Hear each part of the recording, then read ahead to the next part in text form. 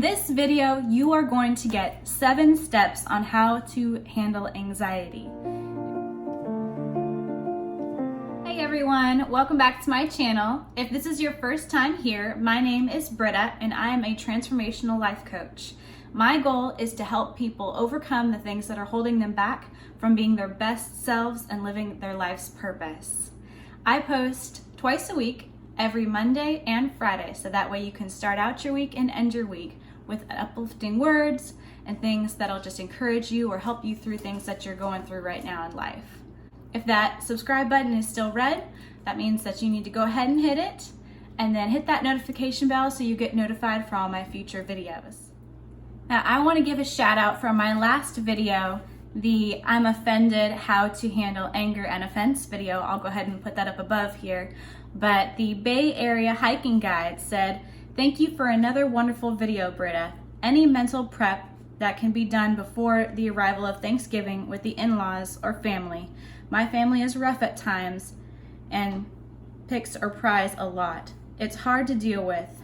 Any tricks to help before interacting to calm down my nerves before entering the gate?"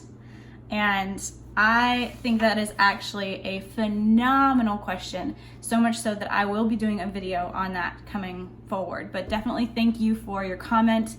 Thank you for that great video idea, honestly, because I know that a lot of people can relate to that as well. And that's honestly why I want to make a video of it, because like I said in the last video, family, they know how to press our buttons. And I know that a lot of times it doesn't seem like it, but it comes out of love. So we're going to be looking into that and kind of what we can do to help prepare ourselves for interactions of the holiday season. So in this video, you are going to get 7 steps on how to handle anxiety. If you are somebody who struggles with anxiety, now I am not a doctor, I am not claiming to be a doctor. There are many, many, many different things that can cause anxiety. Things like vitamin deficiency, the things that we eat, too much caffeine, too much sugar, too much alcohol, not getting enough sleep, all kinds of things, hormonal imbalances, major life changes. There's so many things that can cause anxiety. And if you have not talked to your doctor about anxiety, or if you know for sure that it's not something that's biological, say like a hormonal imbalance, or you know that you're doing everything right as far as eating right, sleeping the right amount of time and all of that, then this is more going to be so for you. But when it comes to handling your anxiety and really kind of figuring out what's going on, I do need to preface this, that it is going to take work. For people who want help handling and managing their anxiety, or for some who are able to, getting rid of it altogether, it's going to take work, and it's going to take courage, and it's going to take strength. If you are not willing to do the work to manage your anxiety, you're not going to get very far. I can tell you everything that you need to know. You can read self-help books, you can see the best doctors, you can talk to the best psychologists, you can have the best life coach in the world. If you're not willing to do your part, you will not get results. And I just have to be honest with that and give you that disclaimer. But moving on, this is something that you have heard so many times before, but it is so true. Number 1 on your 7 steps to handling anxiety is going to be exercise. If you are not moving your body, getting outside, getting sunlight, just releasing those endorphins, you're not giving yourself a fighting chance. I know, believe me, I know what it feels like when you are in the midst of anxiety. And don't confuse depression with anxiety, because a lot of times they can go hand in hand, and you can feel like, well, you just don't want to do anything. But then you don't want to do anything, but also the world's going to be ending. And you feel like you need to do something.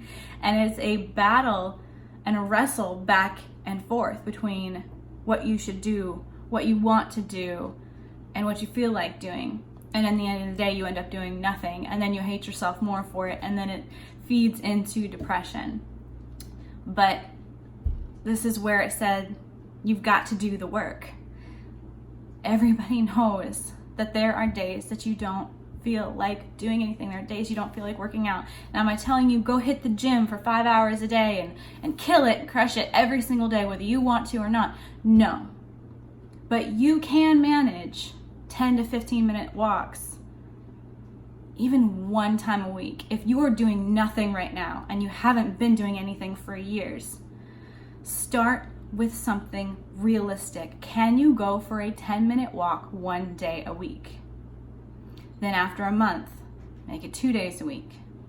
Then after a month, make it 3 days a week. Then after the next month, make it a 15-minute walk 3 days a week. Then the next month, make it a 20-minute walk 3 days a week. Do you see how these are bite-sized pieces that are really going to help you establish a realistic routine? You will feel so much better. You'll get more sleep at night. You will give your body a fighting chance to feel better. Now, number 2 is something that, again, you already know, and that's going to be getting enough sleep. I am definitely the first one to say that when I'm laying down, I am on my phone, and that is kind of how I decompress. We don't have a TV in the bedroom for this exact reason. I used to have one when I was a kid. I was very blessed. I was very lucky, but I didn't get very much sleep because I would stay up all night watching TV. And even when the TV is on and people who say they like to fall asleep listening to a TV, that light can mess with you. And it's, even if you are sleeping through the night, it's interrupting your what they call it, the circadian rhythm, and it's interrupting your REM cycle. So you're not getting the deep sleep that you really need to be healthy, to fight off sickness, to fight off depression, fight off anxiety, all these different things that your body desperately needs to sleep. And you know it, and I know it, I'm guilty of it too. But the best thing that you can do is to cut down on any kind of stimulation at least an hour before bedtime. So that's no more phone, no tablets, no TV. Just read a book or meditate, or even just talk to your spouse. And talk to somebody on the phone too as well. You're just not having that screen time and that blue light that everybody says keeps you up and all of that. And they've done studies on that as well. It really does interfere with your brain activity. So as far as get exactly 8 hours of sleep, everybody's body is different. Some people perform better at 7 hours, some people perform better at 9 hours. It's just an average when you hear people say shoot for 8 hours of sleep, because your body might need a little bit more or might need a little bit less. If you get 7.5 hours of sleep, that's fantastic. Don't beat yourself up. That's probably a lot better than most Americans are doing right now. I think I read a study somewhere, I'll see if I can find it and post it, but the average person is getting somewhere like 5.5 hours of sleep per night. And no wonder we are all suffering from anxiety and depression. Number 3 is another one that, as a person in the United States, you probably don't want to hear. That is cut down on coffee and caffeine and teas and all of that stuff. Anywhere where you're getting caffeine, those energy drinks, cut it out or cut it way down. We overconsume caffeine like it is nobody's business. It is nothing to see somebody drinking a can of Monster. And again, this is something that I have been guilty of as well. The last maybe 2 months or so, I've cut out caffeine almost entirely. Definitely cut out energy drinks because my anxiety was peaking to a point where I was just miserable. I felt like the world was going to come to an end and there was nothing I could do about it. It was awful. It was just this doomsday feeling all the time, which if you've had anxiety, you know exactly what I'm talking about. Just this looming feeling of I'm in trouble. And as an adult, that's very strange to live in your own household, really. You know you're showing up on time to work. You know you're doing all of the stuff that you're supposed to be doing, but you have this feeling of I'm in trouble. Maybe that's just me because of my issues or things like that from the past, but it's a little bit different for everybody. But there's usually like a looming feeling of doom and gloom, and caffeine is something that will intensify that. If you are drinking, say, 2 cups of coffee a day, try just to bring it down to 1, or don't shoot me, but switch to decaf. Are you drinking coffee because you love coffee and you love the taste of it? Or are you drinking it because you feel like you need the caffeine? And you can cut it off. I completely cut it off cold turkey because I just had enough of that anxiety, feeling sick to my stomach. I mean, it was to the point where I was probably close to getting an ulcer. I was just sick every single day with the anxiety and the fear. And I realized that that caffeine was really intensifying it. So I cut it off cold turkey. Well, if you've ever done anything like that, caffeine is a drug, y'all. It is a drug. I don't know if you realize that or not, or if you really give it any credence. It is a drug. If you cut it off cold turkey, you are going to have withdrawals. You're going to, some people get shaky, some people get irritable. You will almost definitely get a headache if your body is accustomed to caffeine. For me, it took about 3 to 4 days to get through the withdrawals of caffeine. But once you do, you're good. Drinking a lot of water while you're going through that. Be kind to yourself. If you need to take an aspirin, take an aspirin. For me, I took Excedrin. It does have caffeine in it, so it helped kind of with the withdrawal symptoms, but gave me a little bit of caffeine to kind of wean me off of it so I didn't get those migraine headaches. So whatever works for you, but if you can cut down on that, if you're not willing to go ahead and just cut it out, cut down on it at least, and you should notice a substantial feeling of relief when it comes to your anxiety. All right, number 4. Y'all are gonna love this one as well. Cut down on sugar and alcohol.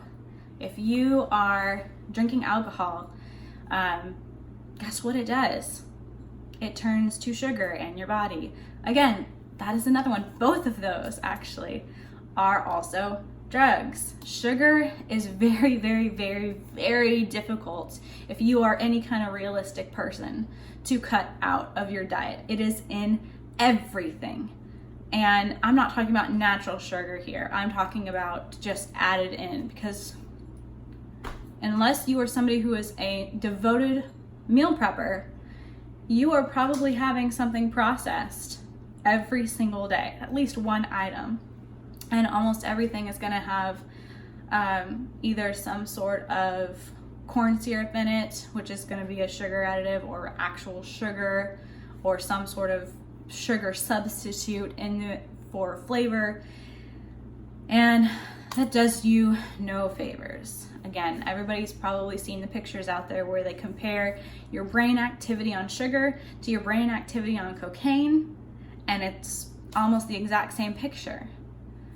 Our brains love sugar because your brain actually needs glucose in order to function.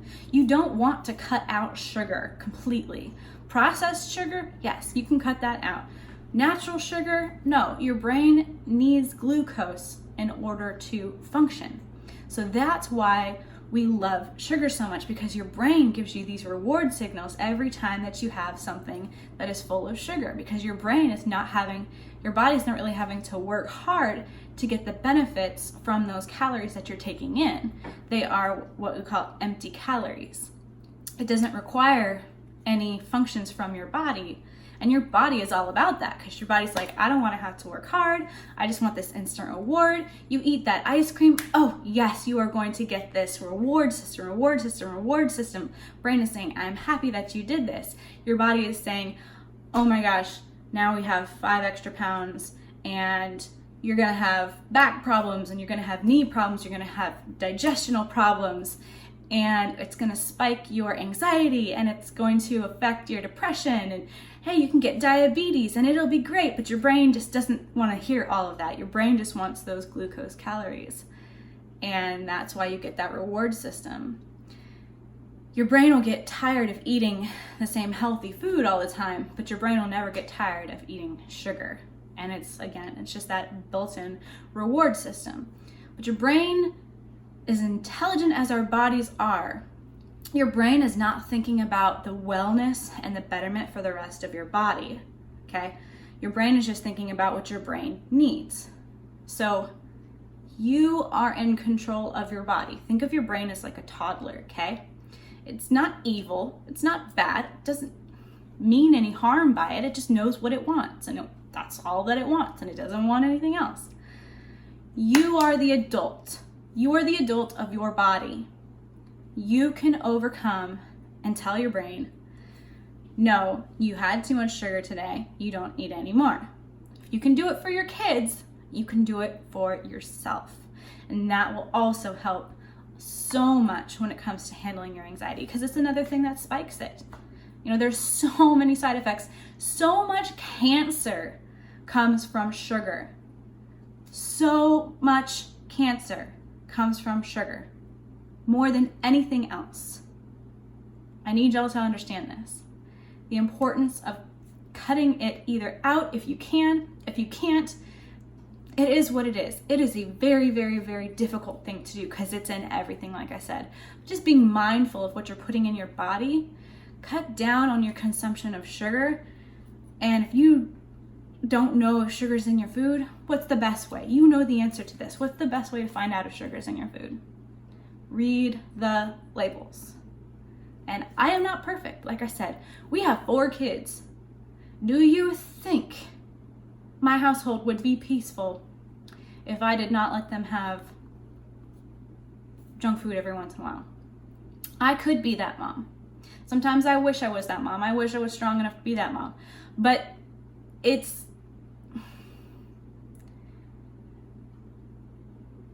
a battle that is okay to lose once in a while.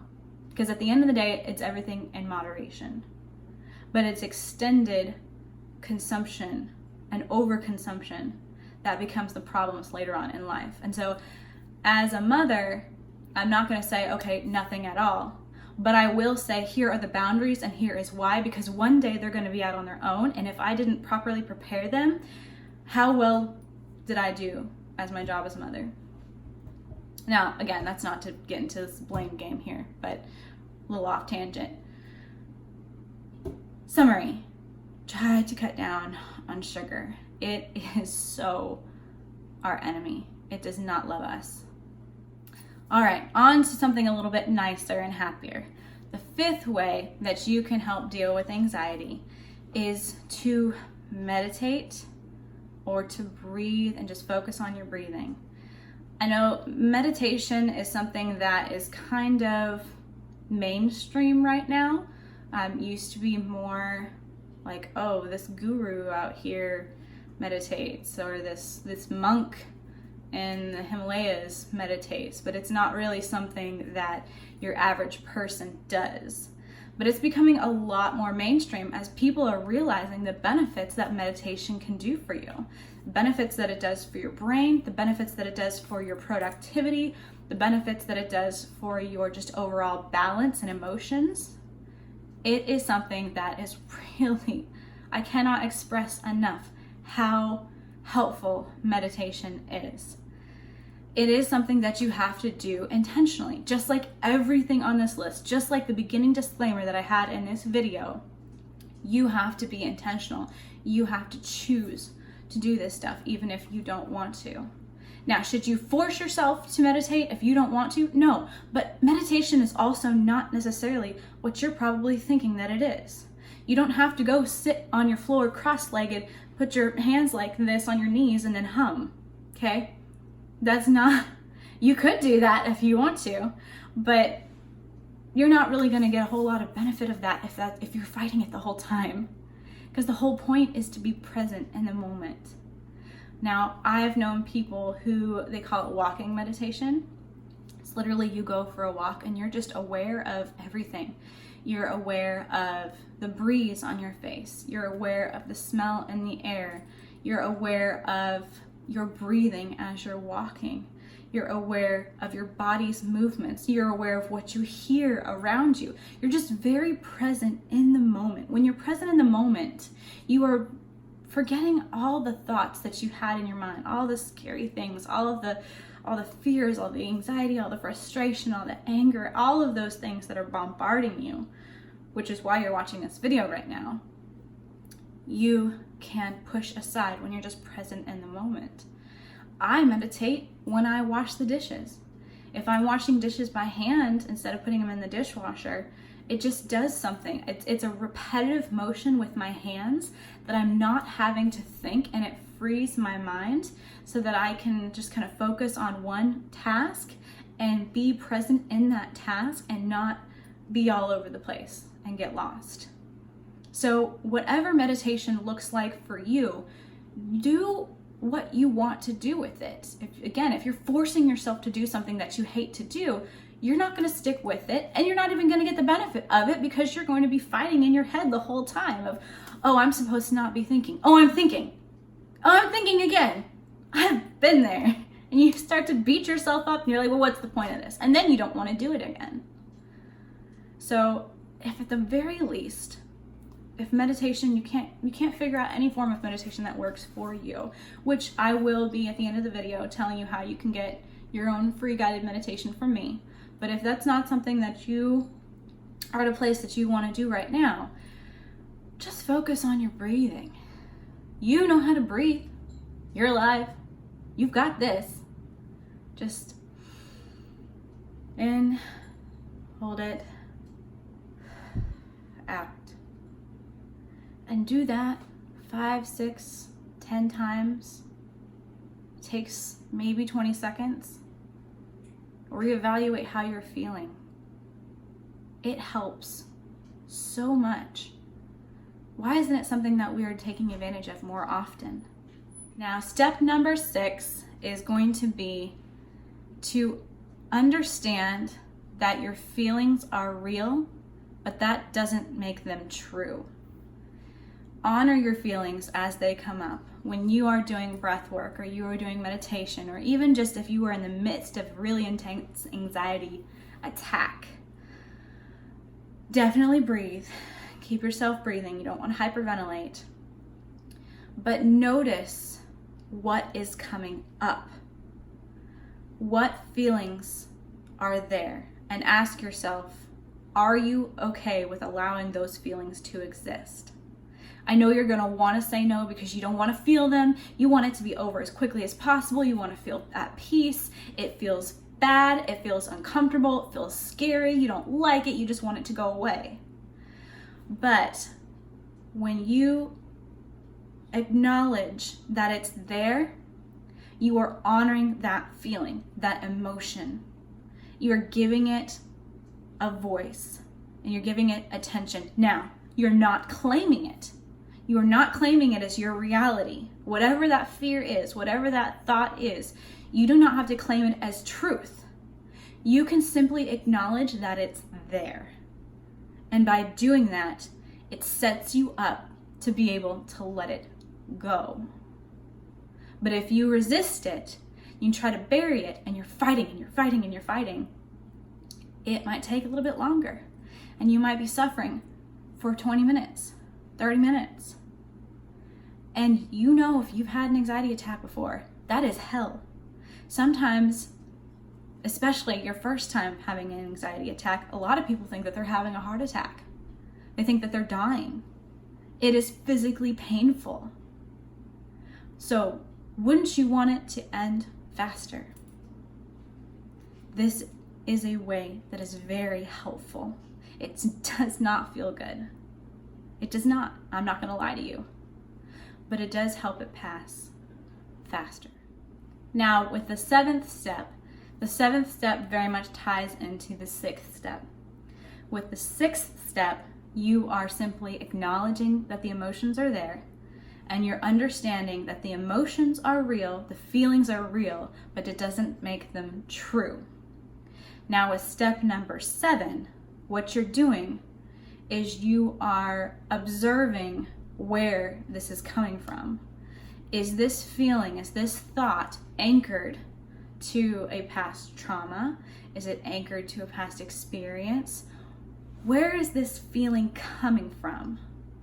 Why do you believe that this truth is a truth, even though it's an emotion? But it's step number 7 is really going to go deeper to help you release this, because what's happening is you're being triggered and something is coming up within you that is triggering a fear. It is triggering, like I said, a lot of time for me it was that doom and gloom. I feel like I'm in trouble, something like that. For an example, when my anxiety is really, really bad, I have these almost like apocalyptic thoughts that come into my head, and it's really, really awful. Things like, what if a meteor comes and hits the earth and there's nothing I can do? I'm powerless to protect my kids. And in the moment, I just feel so powerless and I feel so helpless and I feel terror. But when I started to do like in step number 6, and I started to acknowledge, and I said, okay, I am acknowledging that I have a lot of anxiety about this.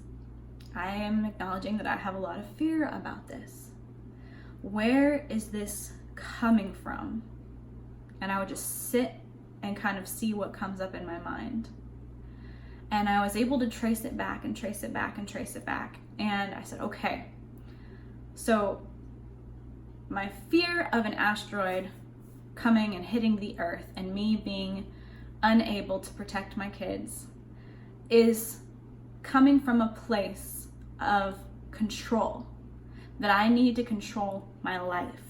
And I feel like I am not in control of my life, and it's coming forth in this idea. I need to control the outcomes of things, and I feel like I am not in control right now. What is going on that is triggering that right now? Is there something that I'm unsure of in the current current situation that's making me think about the future and feeling like I don't have control? Where is this feeling anchored right now?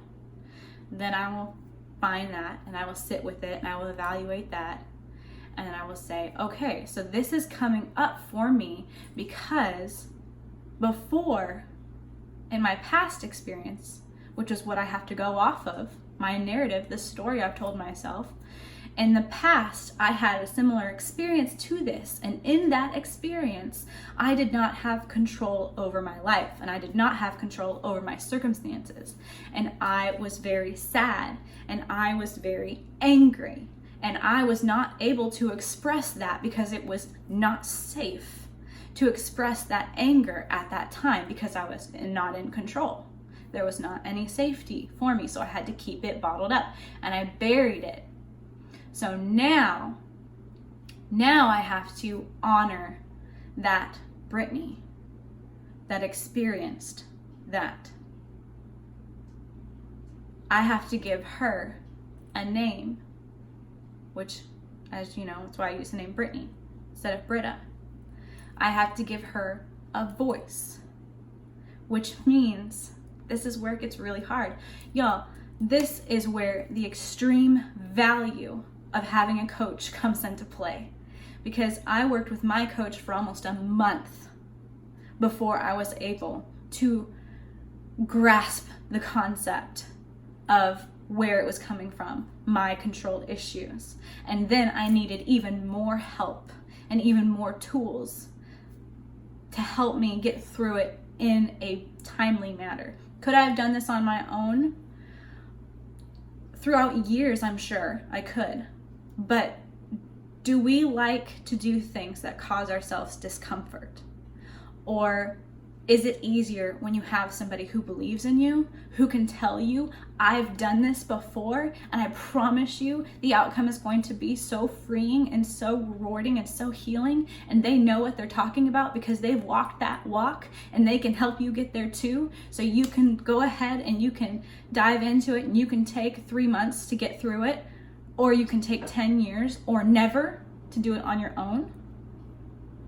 So I worked with my coach for a month, and he was so patient to help me work through this process, to realize how to honor that Brittany that experienced that trauma and give her a voice, which meant allowing her to cry, which meant allowing her to scream.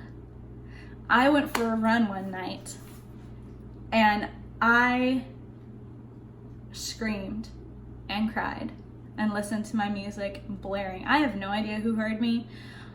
I don't even care. And it was so freeing. I was exhausted at the end, but she needed to be heard. She needed to be honored. And now she can go. So now that's one less piece that I need to heal. One less piece that I need to work on. And I'm that much closer to letting go of control and making room for peace and joy. Y'all, I need you to feel this with me right now. Letting go of that anxiety created room and space for peace and joy. Tell me you don't want that in your life. If you have not hit the notification bell, go ahead and hit it right now, because my next video is going to be on triggers and how these triggers act as guide maps to help you along this journey. They are hell and huge blessings. You will learn to love your triggers, to realize their value, and it will be life-changing. So if you have not hit that notification bell, go ahead and hit it. My next video on Friday is going to be about getting triggered. And like I said, at the end of this video, I promised that I would go ahead and tell y'all how you can get your free guided meditation from me. And I'm gonna go ahead and put a link below. All you have to do is click on that link, and then I will email you your own free guided meditation. It is an audio file, and it will really help you center yourself and be able to, like I said, if you've never meditated before, you can listen to this while you're sitting, you can listen to it while you're laying down, you know, whatever's more comfortable for you. But it's really nice to do guided meditations because you don't have to think about anything. And it really helps when you're trying to clear your mind. You can listen and just go with the flow. So go ahead and click that link below. You'll get that free guided meditation. If you have not booked your free 60-minute session with me yet, where you can go ahead and set your 90-day stretch goal, we can make a plan for you to take action to overcome and to finally start accomplishing the things that you want to accomplish. Also down below, I'll include that link as well. You can click on there, you can look at the schedule, pick out a time that works best for you. I will call you, we'll actually have a full conversation, and it'll be awesome. Now, if you click on this video right here, this is going to be what YouTube recommends for you based upon your watch history, so they'll probably be right on that you'll like that video. Right over here, if you have not clicked on that yet, click on my face right there and you will be subscribed. I will see y'all on Friday.